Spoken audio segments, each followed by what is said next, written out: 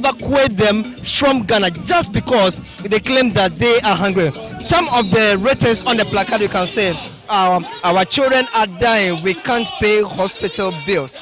Also, President Nana Addo, our businesses are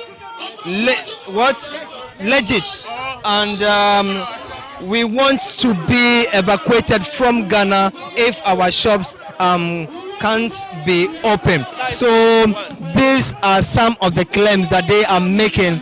Here are the premises of the High Commission of Nigeria here in Accra. Foreign traders in Ghana's retail space have for some time now been at loggerheads with their local counterparts, especially the Ghana Union of Traders Association, over the legitimacy of their activities.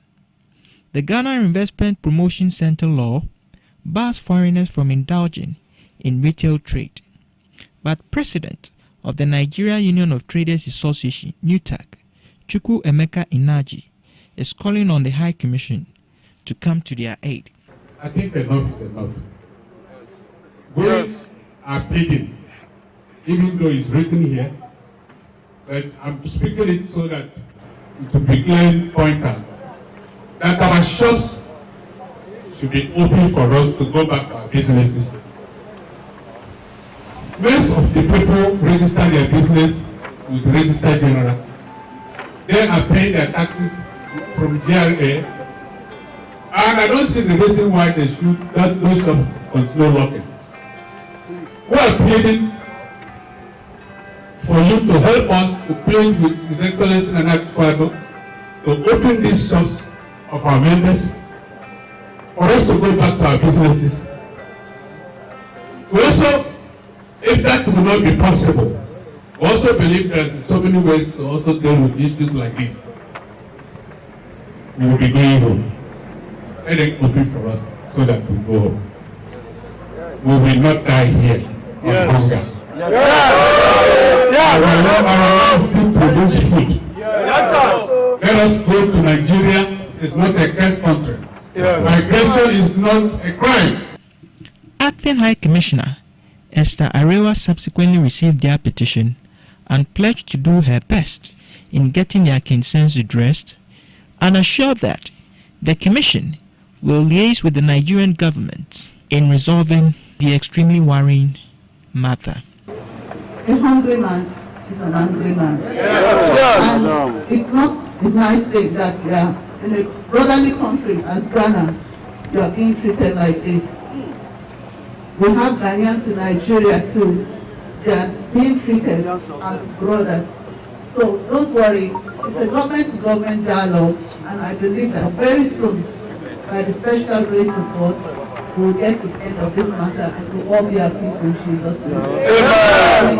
Amen. Now, Guinea will vote to elect a leader in the resource-rich nation on Sunday. The poll will pit President Alpha Condé against his longtime adversary, the slender and soft-spoken Cellou Dalein Diallo.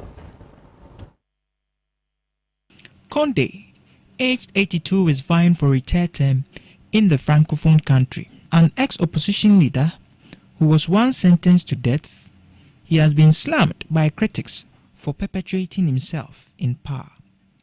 Born in 1938, the vociferous orator studied in France, obtained a string of diplomas in law, economics, sociology, and lectured at Sorbonne University. He mobilized a number of students to oppose the iron-fisted rule of Ahmed Sékou Touré and was sentenced to death in absentia in 1970. After returning to Guinea, he contested elections on the ticket of the Rally of the Guinean People in 1993, 1998, and finally ascended to the presidency in 2010 after flooring Diallo in a runoff vote.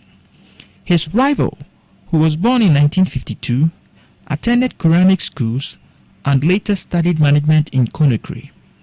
A self-described technocrat, he also had stints in the civil service and banking before delving into politics, which saw him serve as Prime Minister from 2004 through to 2006.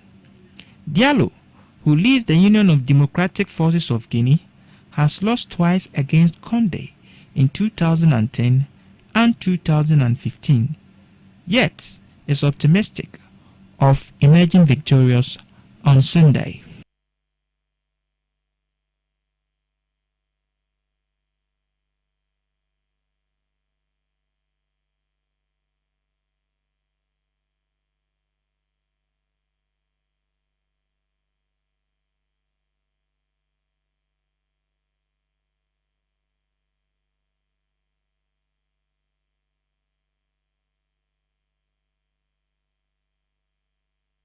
You're still watching Pan-African News. We are coming to you from our studios in Abelemkpe 48 Swanika Street here in Accra. We are going for a short break. We'll be back with the happenings in the world of business.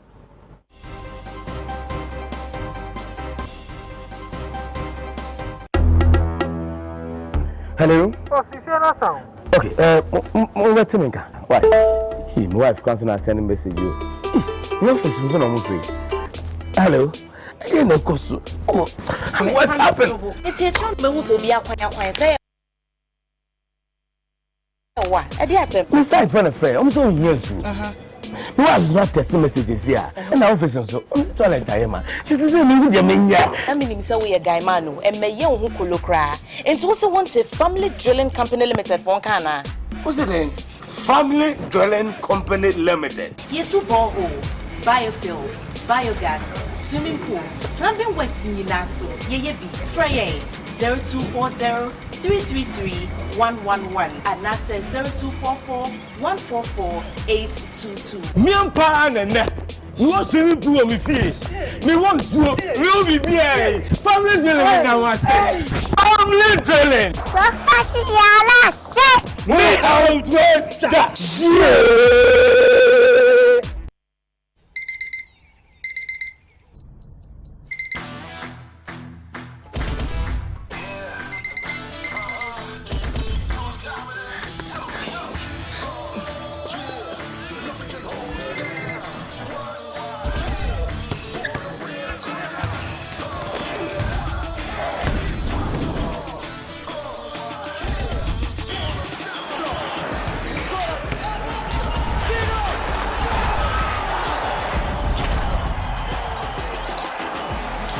Breakfast a day, every day. Every day.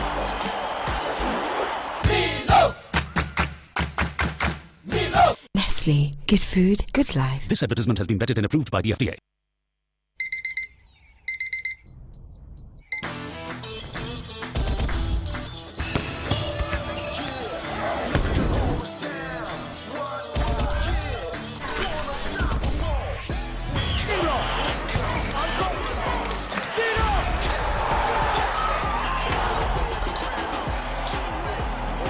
Breakfast a day, every day. Nestle, good food, good life. This advertisement has been vetted and approved by the FDA.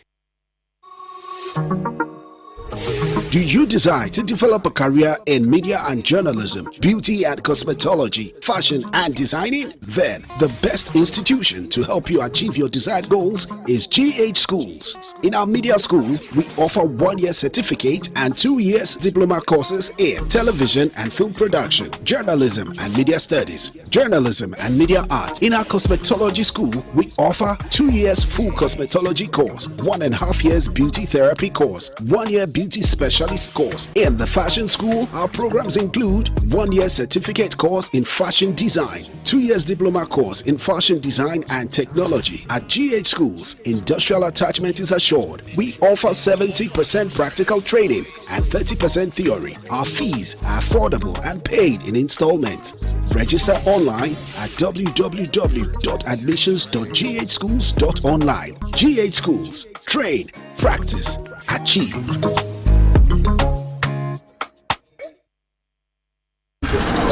Na jawti kai mu da do bi kurasi wa se wanti mensi mate insist me sire why na me yikwa na treche wo o jari malaria din ya chinsa eja kan akoma 2 years so onom dan proke heba mister osisi mbadu say from oyire so doctor ka chene say o malaria mo ani bi oni pedue mu a so onom dank antima x yare malaria ebe kokura obi wo honom a ne yem ye ne yanso a so onom dank gastro care heba mister ho beton dank phytocare herbal mixture koko ebeye hu adwuma ma wapon waposo tutu dank extra herbal mixture obenya hoden ne watimi anante mekafo dank no nyina e de amamo na ebenya dre nya bi we pharmacy shop and a herbal shop also per dank nura ye be ma obi acho mo number ye say 0266593330 enroi oba pemfo oba ma akranufo ani akra woni mfie du mienu ntime no FDA ahwehwe sa edwadie nkratwe mu agya atum se eye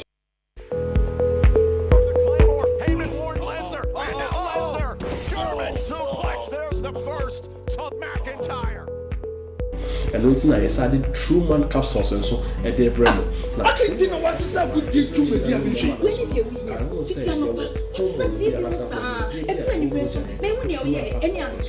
At the account, now you're bare man, I win wow.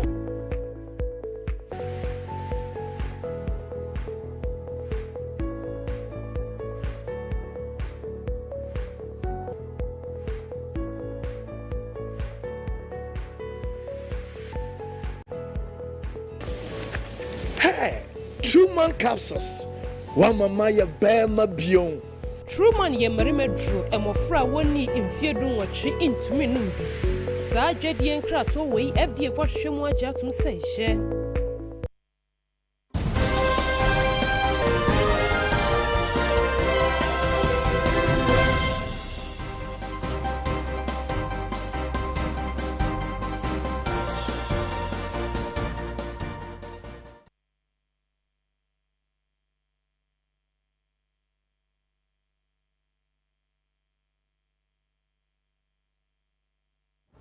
Welcome back. Now let's do some business stories. Passenger services on the Takoradi Secondary Railway line will resume on Monday, October 19, 2020, after it was halted for over 5 months due to the COVID-19 pandemic.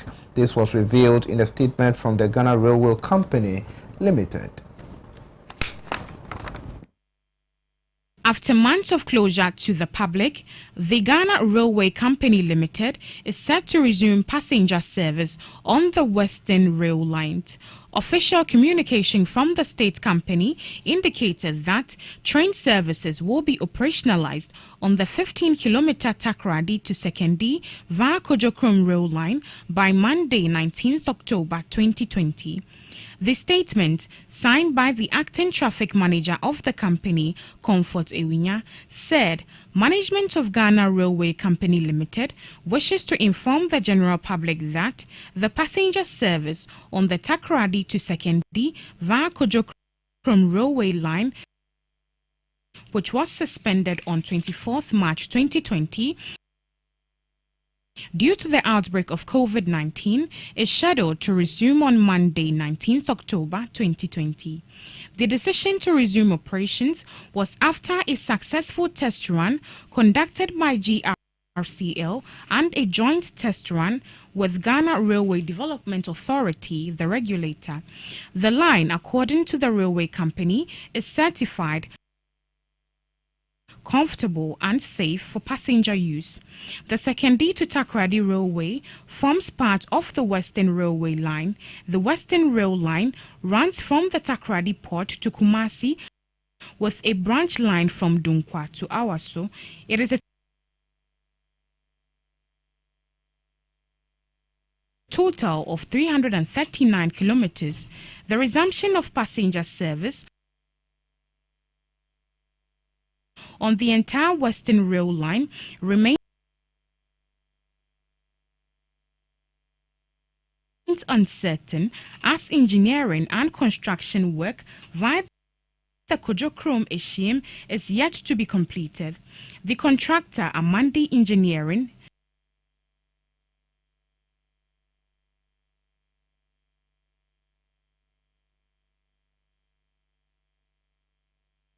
started laying tracks on the viaduct at Eshim on Wednesday, 14th October 2020.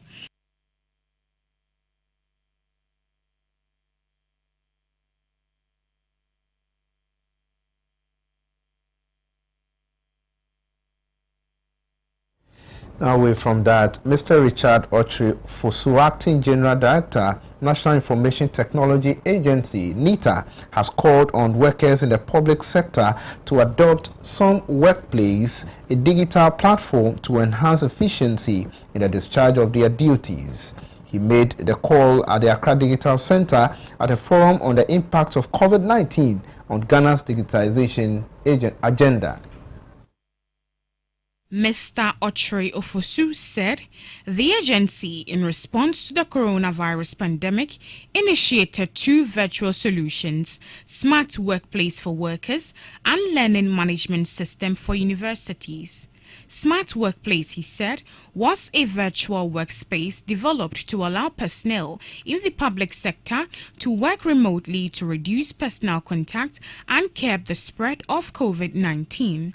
He said NITA had deployed the technology to over 300 ministries, departments and agencies, and metropolitan, municipal and district assemblies. I will urge that all the MDAs and MMDAs who are not on board should do so quickly, because this is a government initiative and all government agencies are to use this product, Mr. Ochre Ofosu said. He said the Cabinet Secretariat, Ghana Health Service, Ghana Revenue Authority and Ghana Standards Authority were among the many institutions currently using the platform. The Acting Director General explained that workers could connect to the platform anytime, anywhere on their personal computers, laptops, tablets and smartphones. He indicated that Smart Workplace came with unique features including secure business class email services, Microsoft Office applications, document management, instant messaging, and audio and video conferencing. Smart Workplace offers users the opportunity to work smart and work safe by securing emails, engendering collaboration, enhancing knowledge and information sharing, simplifying workflows, and allowing flexibility. Mr. Ochre Ofosu therefore encouraged workers to embrace working from home. We acknowledge that the increase in remote working has in fact dramatically increased productivity, he said, adding that the robust technical infrastructure, strong connectivity, data protection and cyber security were indispensable in consolidating Ghana's digital effort. Digitization has stepped in to bridge the gap left by mandated shutdowns and social distancing measures, he said. Mr. Abraham Kofi Asante, Acting Administrator and Chief Executive Officer of the Ghana Investments Fund for Electronic Communications, said the agency was committed to increasing access to public ICT centers, particularly in rural communities. He disclosed that GIFEC was expanding community internet networks, including making public hotspots accessible to schools and hospitals. Mr. Asante said, besides expanding internet connectivity, GIFEC was committed to making it affordable to community dwellers.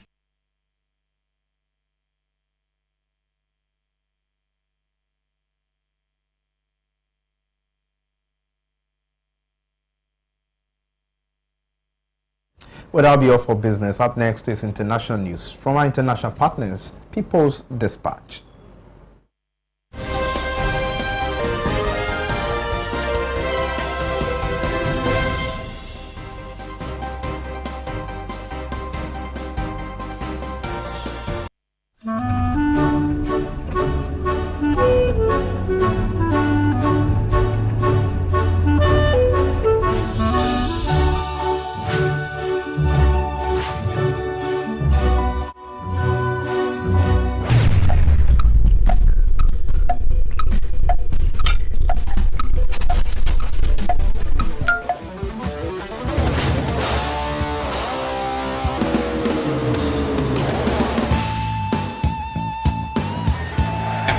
It's incredible! Bang on target!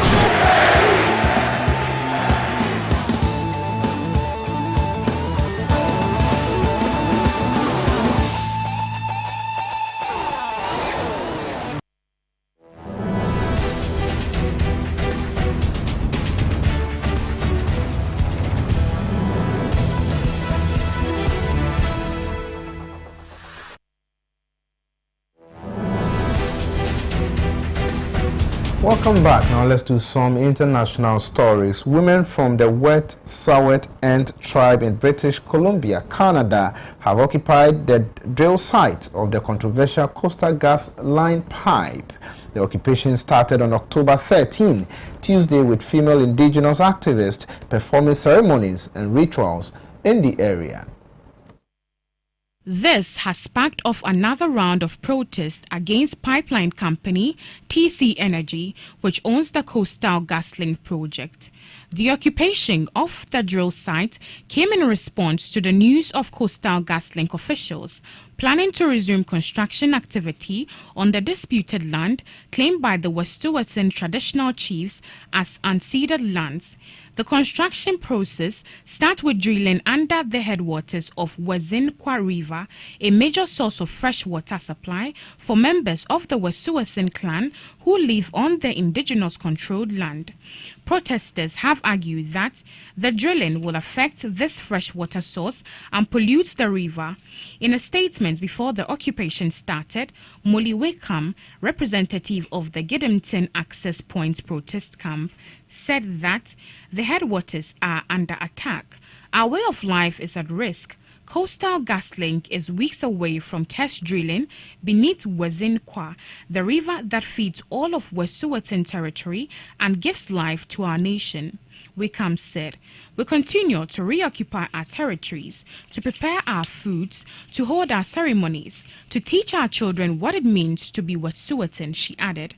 Several Wet'suwet'en traditional tribal chiefs and clan members claim that the pipeline project is being constructed under provisions of the Colonial Indian Act of 1876, which does not apply to unceded lands. Coastal GasLink has been evicted from our territories by the Wet'suwet'en hereditary chiefs who have full jurisdiction over Wet'suwet'en lands. As CGL continues to trespass, we will do everything in our power to protect our waters and to uphold our laws. Read a call for solidarity by Gidimton Access Points.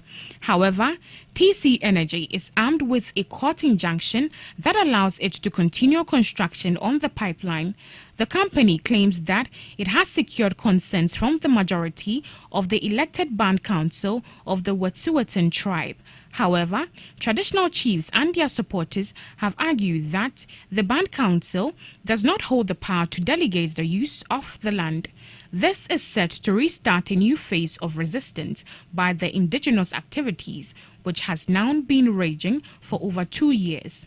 According to the activist, pipeline officials have already called in the Royal Canadian Mounted Police, a federal police force, to evacuate the occupation.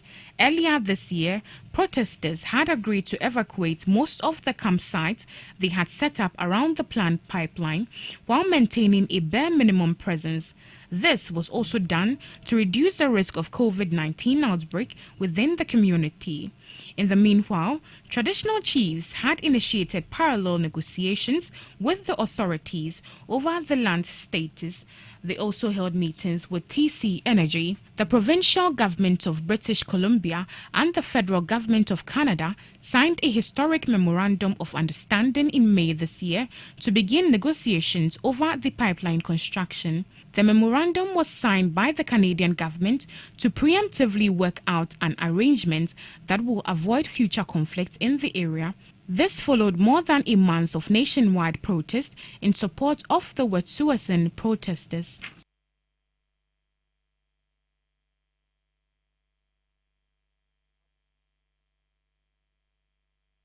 In New Delhi, India, health workers of various hospitals across the city are going on indefinite strikes because of unpaid salaries. The health workers have pointed out that they have not been paid their salaries for the past 4 months. Have been breaking out in various hospitals in New Delhi, India. Doctors of hospitals across the city are going on indefinite strikes because of unpaid salaries. Doctors of Rajan Babu Institute of Pulmonary Medicine and Tuberculosis, Asia's biggest lung specialty hospital, have been on strike since October 12th. They started the strike because their salaries have not been paid for the past 4 months. कि हम आज यहाँ इसलिए इकट्ठे हुए हैं कि हमारे हॉस्पिटल राजन बाबू टीबी हॉस्पिटल जो कि नॉर्थ एमसीडी के अंदर आता है, हम लोगों को लगभग 3-4 महीने से सैलरी नहीं दी गई है। हमारी लास्ट सैलरी जून की आई थी। 4 महीने से ना डॉक्टर्स, ना नर्सेस, ना ही सफाई कर्मचारी, कोई भी हेल्थ वर्कर की सैलरी नहीं आई है। और विशेषकर ऐसी परिस्थिति में जबकि कोरोना जैसी महामारी चल रही है और इस समय हेल्थ सेक्टर को आपको जो सबसे ऊपर रखना चाहिए, हेल्थ सेक्टर की ये उदासीनता स्वीकार्य नहीं है। हम लोग अपना सब कुछ घर बार छोड़ के अपनी फैमिली के रिस्क को भी नज़रअंदाज करके जब अपनी सुविधाएं, अपनी सेवाएं दे रहे हैं, तो सरकार का भी फर्ज बनता है कि हमें कोई परेशानी ना आए। अगर ऐसे समय में आप, ऐसी महामारी के समय भी आप हमारे साथ ये व्यवहार करते हो तो ये चिंताजनक है। The indefinite strike by Resident Doctors Association, that is the RDA, of Hindu Rao Hospital demanding pending salaries entered the third day on 13th October. The doctors withdrew from work on October 11th after the administration failed to meet the deadline for releasing their salaries. In a letter to the administration, the resident doctors had warned that they would desist from all COVID-related services if the pending salaries were not cleared in the next 48 hours. This deadline ended on the morning of 11th October. हम यहाँ पे राजन बाबू TB hospital में काम करते हैं। यहाँ पे senior resident and junior resident है। हमें जुलाई के महीने से, जुलाई 2020 से सैलरी नहीं मिली है। 3.5 मंथ्स होने वाले हैं। हम सभी यहाँ बाहर रहते हैं, रेंट पे रहते हैं। फिर भी हमारी लगातार नोटिफिकेशन भेजने के बाद भी हमारे हॉस्पिटल एडमिनिस्ट्रेशन की तरफ से कोई भी नहीं आया है। हम इसके मिलने के लिए गवर्नर के पास भी गए थे, सीएम के पास भी गए थे, पर अभी भी डायरेक्टली कोई मिलने को तैयार नहीं है। Meanwhile, doctors of Kasturba Hospital in Delhi have also gone on strike due to non-payment of salaries. The doctors are reportedly planning mass resignations as well. India has been reeling under the COVID-19 pandemic. More than 7.3 million cases and 100,000 deaths have been reported so far. The far-right Bharatiya Janata Party government under Narendra Modi has failed to take any concrete actions to stem the tide.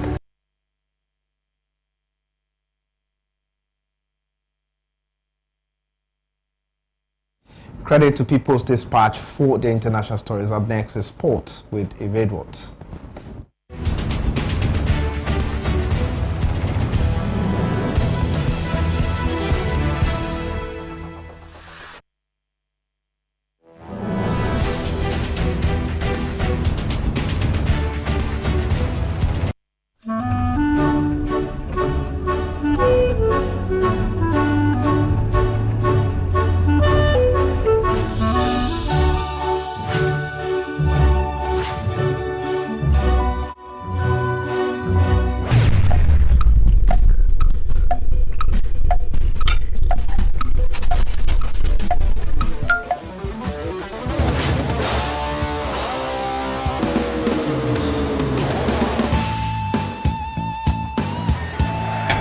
It's incredible!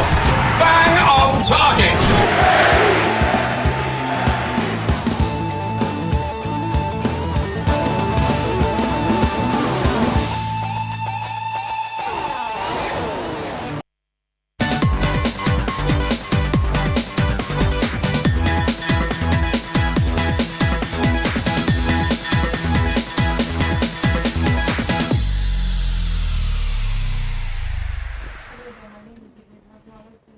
Sports. Exactly 11 years today, October 16, 2019, Ghana became the first African team to clinch the FIFA Under-20 World Cup. The Black Satellites, who were beaten finalists in 1993 and 2001, edged out Brazil 4-3 on penalties in Cairo to claim their maiden title. Were unbeaten during the competition, but it was the African champions who triumphed and emulated Argentina, victors at Canada in 2007, in lifting the diadem. In a fiercely contested duel played at the International Stadium and spectated by 67,814 fans, Ghana were reduced to 10 men after Daniel Ashley Addo was red-carded in the 37th minute by a Belgian referee, Frank Vermeer de Blicker. Celestetta's side, who boasted the tournament's prolific strike force in Dominic Edia and Ransford Osei, rarely terrorized Brazil's backline with incessant raids before the break. After the interval, Both sides played spiritedly and launched numerous attacking forays, but Ghana defended valiantly and forced the game into penalties after Daniel Ajay produced a world-class save to deny Maicon, who came on as a late substitute for Rogerio Lourenco's side. In the ensuing shootout, Alan Kardec scored and Andre Ayew replied for Ghana. Giuliano extended the lead and Samuel Inkum leveled, but Brazil got the advantage after Douglas Costa scored and Jonathan Mensah missed. Souza then had his penalty saved and Bright Christopher Adair shot feebly into the arms of Raphael. Maicon shot horribly wide and Eddie Akuli slotted home. Daniel Ajay denied Alex Teixeira as Emmanuel Ajimambedu cleverly wrong-footed Raphael with the decisive kick to spark jubilant scenes at the capacious venue. Ghana have won the competition for the first time on African soil. Now moving on to the transfer markets, Ghana Premier League side Midiema has announced the signing of midfielder Godfred Kojo Asamoah.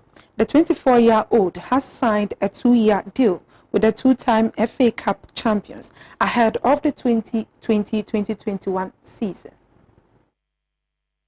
Asamoah brings further steel to the Ghanaian side, who are keen on winning their first Premier League title. He joins the Takwa-based team after ending his loan stint with Techiman 11 Wonders. The midfielder joined Dreams FC in 2018 but spent last season on loan at 11 Wonders where he excelled. He expressed his willingness to contribute immensely towards the club's desired project and also promised to bring success and trophies in the new season.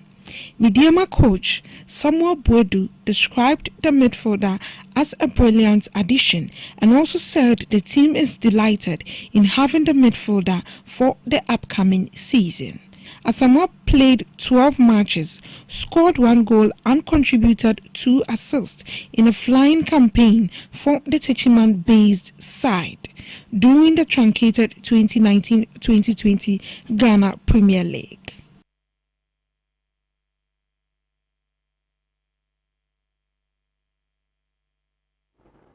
Now finally, on boxing, Vasily Lomachenko and Teofimo Lopez will clash in a unification bout for the WBO, WBA and IBF lightweight titles tomorrow. The eagerly anticipated showdown will be staged at the MJM Grand in Paradise, Nevada.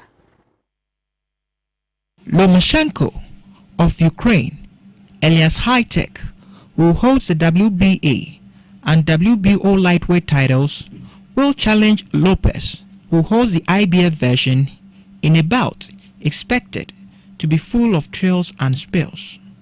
The 32-year-old two-time Olympic gold medalist, renowned for his exceptional hand speed, timing, accuracy, creativity, athleticism, defense, and footwork, boasts of 14 wins from 15 bouts and 1 loss suffered at the hands of Orlando Salido on March 1st, 2014. A southpaw and 3-division champion who debuted professionally in 2013, he faces a tough test in the unbeaten challenger, nicknamed Il Brooklyn, who stunned Richard Comey with a brutal second-round technical knockout to claim the IBF lightweight crown on December 14th, 2019. The 23-year-old Orthodox, born to Honduran immigrants, has 15 wins and 12 knockouts in a professional career which dates back to 2016.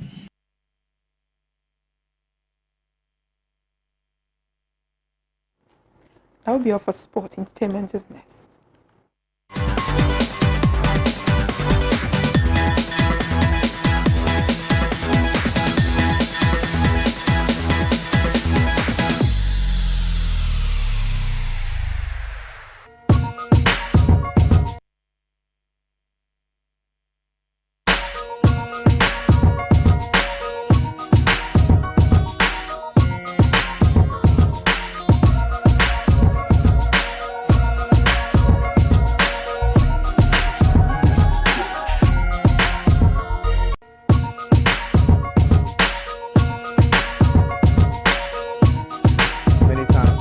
Edwards for the update in sports. Now let's do some entertainment story. Ghanaian actor turned evangelist Majid Michel has revealed that the dwindling movie industry do not need the support of government to thrive. The celebrated icon made this disclosure in an interview. His response differed from actress and producer Yvonne Nelson, who has called on successive governments to invest in the entertainment industry. The most recent being the collation of signatures by her from stakeholders in the movie industry to petition government over the difficulties facing the Ghanaian movie sector. According to him, the solution lies in the movie industry revisiting its old ways rather than rallying for government support.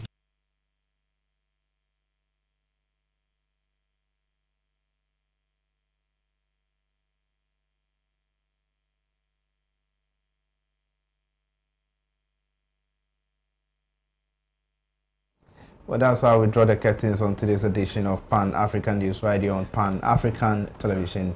Don't forget to follow us on our social media pages on Facebook, Instagram, and on Twitter at Pan-African Television. My name is Justice Appiah. Keep watching Pan-African Television.